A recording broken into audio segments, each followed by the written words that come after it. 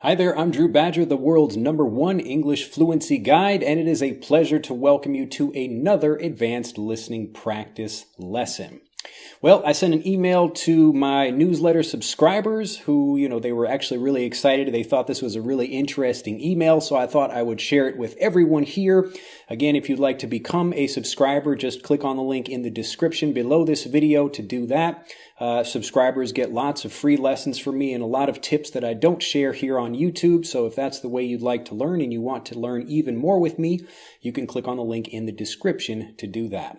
Well, the lesson that was such an important thing, such an interesting lesson that I wanted to share with people, this was a story about confidence. And it was a story about how to think about confidence in a different way. And I thought it was such an important thing, again, that I wanted you to hear that information too.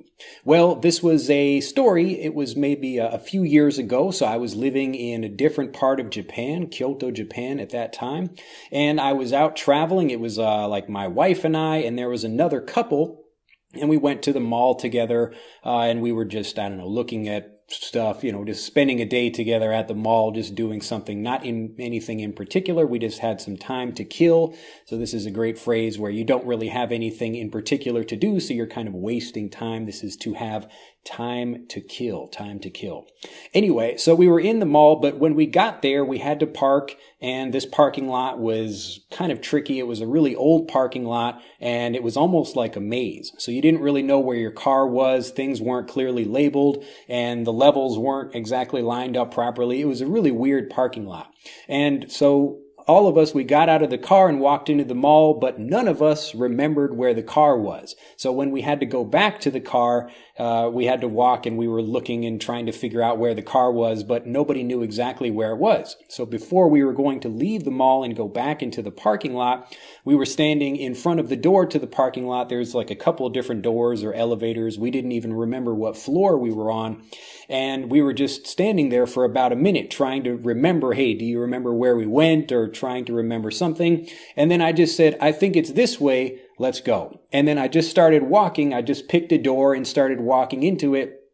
And then I decided, okay, we're going to walk this way. And then everybody followed me. Now, it was just a weird thing. I was like, okay, it's this way. I was tired of talking about it. We're not going to figure out anything just sitting here discussing the idea. So we might as well get moving. So I thought, okay, let's just start moving. And then I walk into that door and I start looking around that level, but there was no car. So we couldn't find the car. And I said, okay, we're kind of stuck again. We're standing around. And I said, wait, I think it's this way. And I just said that without, with a straight face. So this idea of saying something with a straight face just means like this, like I'm not smiling, I'm not laughing, I'm not joking. I'm saying it with a straight face. So I was very serious. I said, I think it's this way. So I walked to another section of the parking lot, and it's still the car we were looking for was not there. So again, I had failed for the second time to lead us to the car. But then for a third time, I said, wait, I think it's this way. So I still was trying to take us in a different direction, and I didn't know exactly where the car was. But luckily for me anyway, we found the car on the third try. Now, we were walking around the parking lot. We finally found the car, and people were very happy. They were impressed that I was able to find the car, but really I was just testing a bunch of different options, trying to figure out what was there. And when I was riding back, so my friend and I and our two wives, we were sitting in the car. So I was in the front seat, the passenger seat, and I was talking with him, and he was amazed, and he was saying, wow, I can't believe you were so confident about knowing where the car was, even though, you would maybe not known where it was. And I honestly said, I didn't really know, but I thought, if we're going to go, I actually thought it was over here. And so I had confidence about that. But I kind of thought about this process for a while. And again, this happened a few years ago. But I was, a few days ago, I was going out on a video shoot, and I thought when I was driving, I was riding in a bus to go to a different section of Japan as well. And, we pulled into the bus parking lot, and there were lots of buses, and this was just a parking lot that reminded me of that story. But I thought it was such an interesting thing because at the time, the friend of mine was impressed by my boldness and my confidence, but really I was thinking okay, I just want to figure out where it is, where the car is, and we're really not going to do anything just standing around talking. We've got to move somewhere. So even if we don't know where exactly to go, we should begin moving such that we can, by process of elimination, and this is another great English expression, by process of elimination. So you eliminate the things that are not correct so that hopefully you find the one that is correct. In the case of the parking lot, maybe it's not floors 1, 2, and 3, but because you've eliminated those, floor 4 is where your car probably is, that kind of thing. So that's by process of elimination, doing something by process of elimination. But I assumed when I was thinking about it, like I just said, yeah, I just really thought the car was over here. Maybe I remembered something, or I was trying to explain why I thought it happened.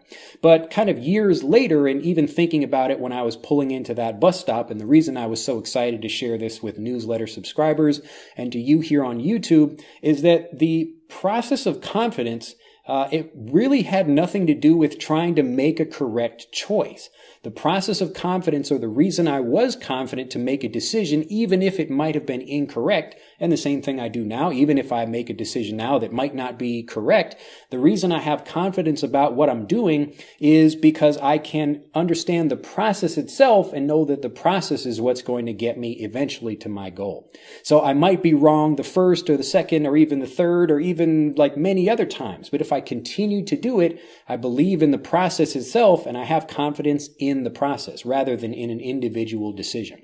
So when you ask people or you try to explain to people how to develop confidence, one of the things I explain to people, and after I understood this idea, I started sharing this with more people, and people really understood the idea that like, oh, you can be confident in general, and then you can have the ability to make bold decisions or difficult decisions, but you might fail them knowing that the process itself is going to get you where you want to go in the end. So the only reason that you would lose confidence is if you just decide to quit in the middle of the process.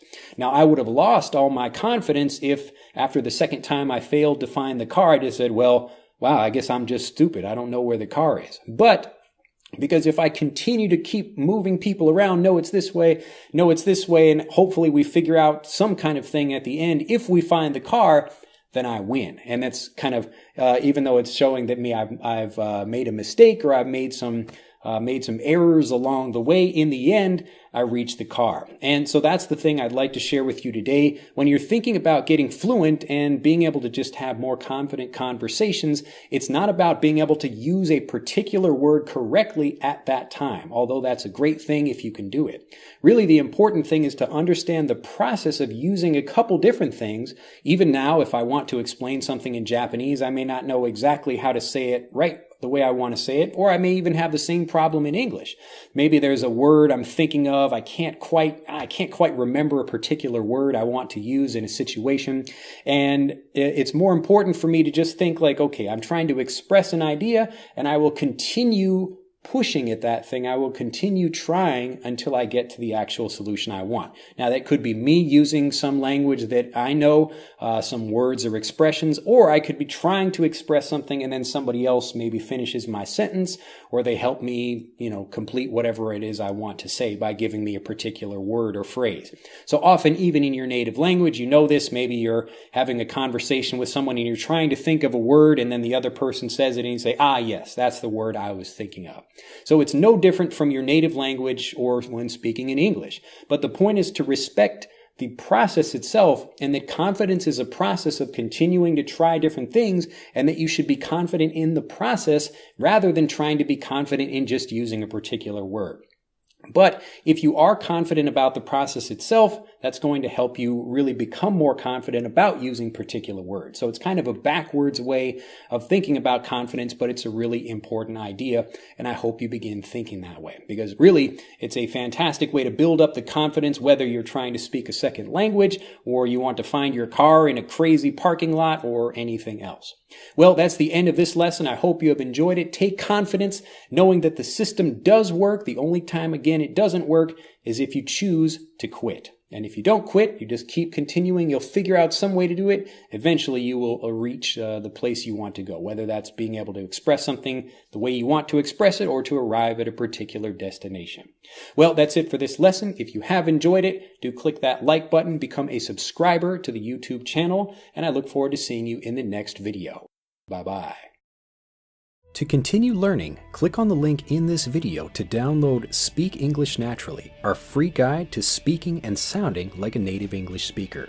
The guide reveals the 3 most important kinds of conversational English you must learn if you want to sound native, and will help you experience instant improvement in your fluency and speaking confidence. To download your free guide on a mobile device, click on the link in the upper right of this video. To download your free guide from a computer, click on the link in the lower right of this video. I look forward to seeing you in the guide.